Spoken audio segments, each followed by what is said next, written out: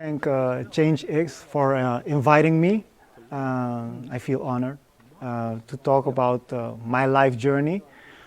I will tell you a little bit about my life and how I became an entrepreneur, and yeah, the things I went through to find my own creativity.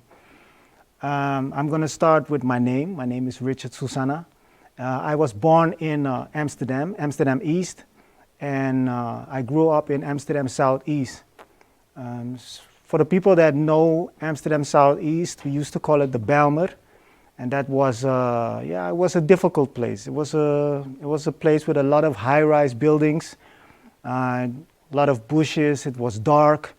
It was a lot of poverty, a lot of crime, a lot of black people, and I was a little boy at that time. So for me, it was it was a good time. I had a good time because I was a little child, and you don't know anything about paying the bills and doing those things. So I didn't realize how hard my mother was struggling. She was struggling to survive day by day. I didn't know that because I was a small child, and my mother never told me that story, never told me those stories. She just was working, went to work. And when I lived in Southeast, I lived in different places. I lived in Amsterdam, Vensterpolder, Strandvliet. Then I moved to Holendrecht, and from Holendrecht I went to Rijgersbos, and from Rijgersbos I went back to Vensterpolder, and from Vensterpolder I went to the Amsterdamse Poort. And later on I moved to another area. It's called Ganshoef. That was when I was living on my own. But when I was with my mother, my biological father, he left us at the age of, I think I was around 4 or something like that. He left us. But what I didn't know is that he left us with enormous debts. He left my mother with enormous debts. He went away and he stole money from my mother. So my mother never told me that story. So I felt like she was working, and she was always stressed. She was really stressed, and I didn't know why. And after a few years, my mother got a new boyfriend. It was a white man. And you know, when you have a new boyfriend or girlfriend, everything is cool in the beginning. You know, you have a good time and everything is cool until you get together and you stay in the same house. Then you suddenly start seeing little things that annoy you. And with him it was like that also, because he came in the house, he came and he lived with us, and he came in the house and he wanted to be my father. And I think I was unconsciously, I was searching for my own father, but I was still young, so he wanted to be my father, and it rubbed me the wrong way. We had a lot of issues, arguments, fights in the house, and my mother couldn't handle that because she still was suffering from the things that my biological father did to her. So she was really quiet and went to work, came home, quiet, went to work. And I think at a certain point, the arguments got so bad that I was in a dark place. And my grandparents, they came to the rescue, and they said to my mother and to my stepfather, "This has got to stop. We are taking Richard in. He's staying with us now." And at that moment, I went to my grandparents and I started living there. And that was a rescue for me, because I didn't know what to do, but I was lost. I was a small child, so I was lost. But when I came to my grandparents, they were living with, my uncle was living still at my grandparents' house. And when I saw him, I felt like that was the person I wanted to be.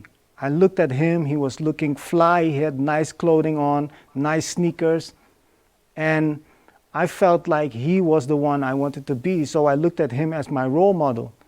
And he was creative. He was making music, he was DJing, and he was living a lifestyle that I felt I belonged to that lifestyle. It belonged I saw the covers from the album covers because he was DJing. I saw the album covers of the hip hop artists, and I felt like this is who I wanted to be. So for me, that was like the first spark of creativity. I saw a first spark, and it gave me like a passion, like I wanted to be. So I started to beatbox because he was beatboxing. I started to play basketball because he was playing basketball. And at a certain point, I felt like the friends that I had at that time, they weren't really creative people. They were more like into sports. And I was looking for like-minded people that also wanted to create. But I didn't have those friends. So apart from my uncle, I had a cousin, and me and my cousin started to make music. We had like a mini tape deck, and we had a cassette recorder, and we would tape each other and make music. And for me, that was the second, it was like a second mode or a second level of being creative, because I felt like, yo, we're doing something, we're creating something out of nothing. Pen and paper, a beat, and just writing our feelings, our lyrics. And I felt really, really cool creating. And we were around 10 or 11, and I think around 12 or 13 we went to high school. And at high school I met this guy. He was really like me. He was really creative, but he was much further than me, because he had the DJ set in his room. He had the computer in his home. He had everything to record songs. And he invited me to come at his house, and we started to record. And that was the third level for me in my creativity. So at that time, I felt we were making music and everything was going well, but I still had an urge, like I wanted to have my own shop. I wanted to have my own events. But the people that I was hanging around with were not really into those kind of thoughts. They wanted to make music, and that was it. But for me, there was more than that. So I felt like I wanted to do something else. I wanted to do something that brought me further than only making music. So I had to change my environment, because the environment where I was living in was like I said before, the Bijlmer had a negative vibe, because a lot of poverty was there. So those guys were also, the mind was not where I wanted to be. So I had to change my environment. And one day I met this girl, and she was a Turkish girl. I met her, and we were talking about our interests and about fashion, art. And I never went to a fashion show or anything. So one day she said to me, do you want to go to a fashion show? And then she brought me to the fashion show, my first fashion show. And when I came into the area, I was like, yo, this is another world. You know, I was looking at everybody, and everybody was dressed nice, and everybody looked beautiful, and they were really nice to me. And I was like, okay. And that's the day also that I felt like this is where just like the album covers I saw the first time, this was also a day that I said, this is where I belong. I want this. And from that day on, I was less and less in Southeast. She was living in Amstelveen, and I was almost every day I was in Amstelveen. And she introduced me to another person that was somebody that organized events in the Melkweg. That's a big club in Amsterdam, and he had a reggae party there. And she brought me there she introduced me to him, and we talked, and he was really nice, and he said, you can help if you want to. So I started to help with small things, just small things, because I didn't have any experience in organizing or anything. I was just eager to do something, to get away from where I came from. So I just helped him, and it was small things. And at a certain point, I got confident, and I asked him, I said, I'm helping you, can I get paid for that? And he said to me, and he was nice, he said to me, I can't pay you because I don't have enough money to pay everybody. So I said, okay, it's cool, but then I have to make a choice. I have to do something else, maybe for my own, because I need money. And that's when I parted from him, and I met my partner. I met my partner with whom I started another venture, and we were just talking about what we could do in fashion and everything, and we just had fun. You know, we were sitting with people with food and drinks, and we were laughing and having fun. And then suddenly somebody said something. He said, we could do MAFB, and that's in English. It's like we could do crazy parties. But it was an idea, and we were laughing about it, but we were thinking about it. And suddenly we had a party. I think a month later we had a party, and the party was, we called it MAF, and we had our first event, and it was in a club. It was, the name of the club was Club LA. It was almost at Leidseplein. It was a gay club, and now at the same place it's called, if people know it, is Club Church is there now. But that was our first party, and we had our first fashion show there also with Your Cup of Tea. And there was at that time there was a guy, a Suriname guy. His name is Steve Tapas. He had a big brand, Blue Blood. And we were looking at the brand, and I felt like this guy is an example of what I wanted to do. So I wanted to see his fashion show. I wanted to go and see the fashion show. So we went to Fashion Week, and I saw his show. And the show was, Fashion Week was I think it was my first time maybe, or second time that I went to Fashion Week, and everything was big. And like I said before, I went to my first fashion show, and I saw the people, and the people were looking beautiful, everyone looking nice. But Fashion Week was a next level. I saw people looking so stunning, everybody looking beautiful, and everybody was elegant and everything. So when I saw his show, I wasn't disappointed, but there was something that I was looking for, because I thought he was a black designer, so I thought there would be more diversity in his show. And then I saw the show, and it was lacking diversity. So that was the first time that I thought, okay, we can start something and make a change. And that's when MAFB started. You know, we wanted to do our own fashion show, and we spoke to a guy in Amsterdam Zuid-Oost. He was a program director at No Limit. That's a community center here in Zuid-Oost. And we spoke to him, and he said to us, if you have an idea, come to me and we're going to do it. And first, in the beginning, I was a little bit skeptic about giving the idea to him or doing it with him, because I didn't know him. Then he did a magic trick. He did a magic card trick for me, and he said, believe in me, blah, blah. And after the magic trick, I believed him. I said, we're going to do it.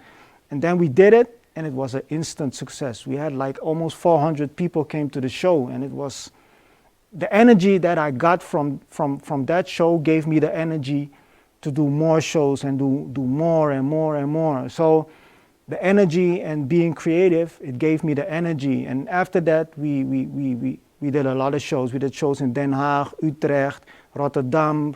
We went to Suriname. We went to France, Paris. We did a lot of shows, OBA, Rijksmuseum, Fashion Week, Modefabriek, Nieuwe Kerk, Dam, Dam Square. We did a lot of shows, and we did club nights. Yeah, we started with our club nights in 2016. We started because everything started with the club nights, but we stopped with the club nights, and then we got back with the club nights. So that's how it went. And it's people might think why you're telling this story, but I'm telling this story because people are asking me sometimes, how do you get the energy to keep going? But it's an energy that comes from creating, and the passion comes from creating. Because when we did the club nights, I sometimes was awake for, I was awake for more than 15, 16 hours. I was awake. I was the first one coming in. I was the last one going out. And people were talking about me, like, because in the club nights, people were saying, yo, there's a lot of drugs and everything. So people thought that I was using drugs, but they're wrong. I never used any drugs. It's the energy that I get from creating, and it's an energy that drives me, and it keeps me going. So that's why I like to create, and that's my passion. So that's my story. That's my story, a little bit. I wanted to show you something still. If I have a little bit of time, I want to show you. This is the picture. It's a picture of my grandmother, the one who took me in. This is my grandmother. And this was, my grandmother is now, she's in, I don't know how you call it, nursery home, or, so yeah, because she has Alzheimer. But I did this for the gospel festival. They asked me to do a photo series, and I did a photo series of my grandmother with a friend of mine. He's a photographer, and we did that because she likes gospel, and it's a gospel festival. And for me, if you saw the title is Homecoming, so for me this is coming home. I'm coming home. Where my grandmother is where my home is. So that's why I called it Homecoming. This one is our first pop-up store that we did, pop-up shop, and it's in 2010. We did this one. And if you see the brand names, we had Daily Paper. Daily Paper is super big now. We had Daily Paper in 2010. We have Filling Pieces. We had Erik Fransel. He's the one designing for In Gold We Trust. We had Naomi by Naomi. No. We had Angel and McLean, Chanel and McLean. She had a brand, Angel and McLean. So we had a lot of people. And this is something, a garage, Amsterdam is something that we did in 2016. And there was a garage, because Southeast had a lot of garages and parking lots that were really big. And they were going to tear one down, but the local government wanted to show the other people in the government that what you could do with it. So we did a festival, and we had Lil Kleine, we had Girls Love DJs, we had SBMG, we had Rotjoch from BNN, we had Glenn Faria, we had a lot of top talent at that time. And now you see it's between the high-rise buildings in Southeast. So it was really big, and we did it for 2 days.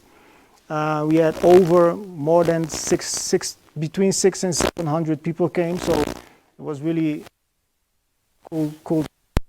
Here we have the Tropen Museum, MAFB Fashion Fest, that shows that we do every year. And this one is the club night. You see me in the back, fireworks, and it was somebody's birthday. And this is, yeah, that's it. That's it. No, thank you. Videos. Oh, videos, yeah. The videos, where are the videos? Sorry. We're going to pursue this wonderful evening right here. Live stream Black Lives Matter from Jimmy Woo, Amsterdam.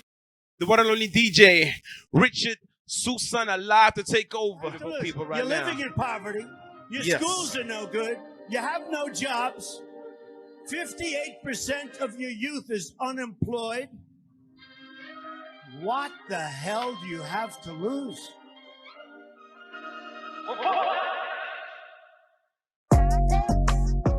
With that, so I wanted to be a part of that. So it was a good night. This one is something we did at Oskam. And it was during Kitty Kotti. That's the how you say that? When slavery was, the chains, we say it like the chains are broken, you know, when slavery, like they when they stopped the slavery, and we say the chains are broken. And this was a night that I organized with our team, with Oskam. And this one is the closet sale. The closet sale is something I created. It's a sale that we do. We ask a lot of influencers and vloggers, bloggers, and people that are into sneakers, and we ask them to, if they have stuff or items they want to sell. And we wanted to do something like the Eyehalle, but we wanted to do it more exclusive, you know, not just anybody.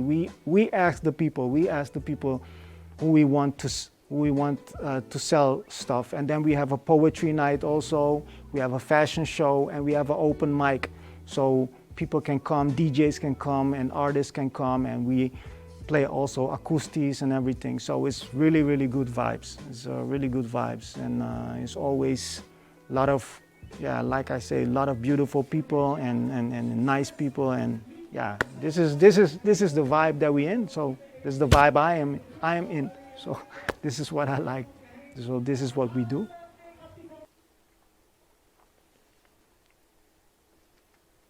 Yeah, this is the last one, I think. This is a promo clip I made for Oskam. It was for the Stimuleringsfonds, and I made this one. I directed this one. I asked two friends of mine. One is a photographer and a cameraman, and the other one is an editor. And I created this, as an artist who is struggling in the COVID time, in the times of the COVID. So this one we made. I'm the actor in it also. Actor, director, so everything. That was it.